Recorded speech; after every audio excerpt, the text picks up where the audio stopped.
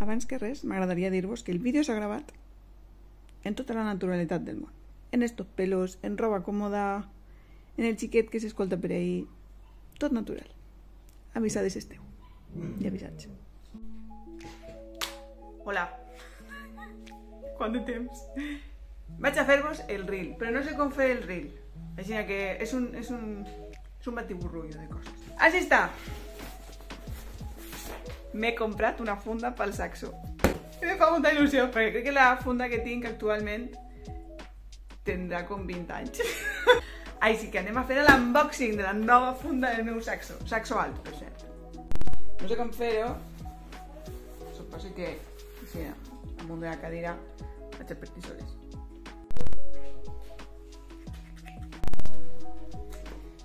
A veure que m'aclarisca jo, perquè tampoc sé com per on començar.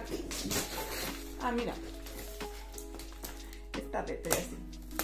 He comprat en la tenda de S'Enganxa. Que estic segura que molts d'ací, moltes la coneixem.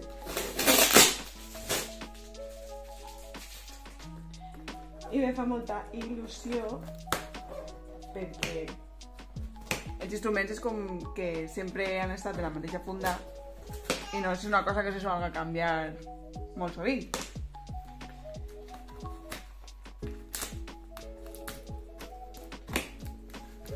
I esta és un poc de moderna, la veritat. Però és molt bonica. Vale, a veure que m'aclarisca. Ho veig, ja ho veig.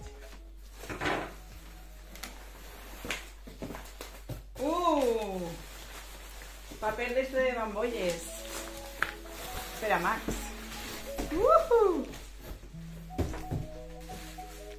Ai, estic molt emocionant, que guai.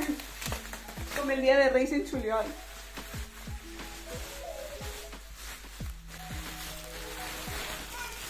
Ahí se me abre. ¡Wow! Una funda de la funda. Es una funda para pernil.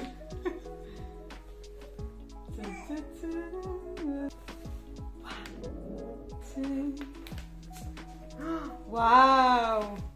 Tiene una textura que no se apreciaba obviamente en la web, ¿eh?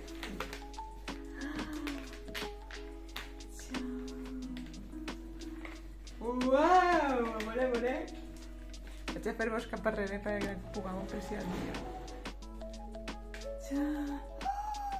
¡Es chulísima! ¡Me encanta!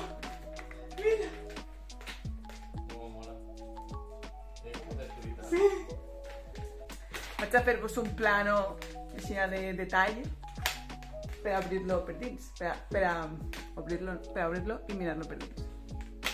Ai, xara! Uau! Bueno, no sé si ho veieu, però si va al tudel, té cintes per al tudel i per a la boquilla, per a que no es moguen.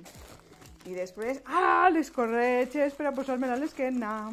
Pues vamos a ello.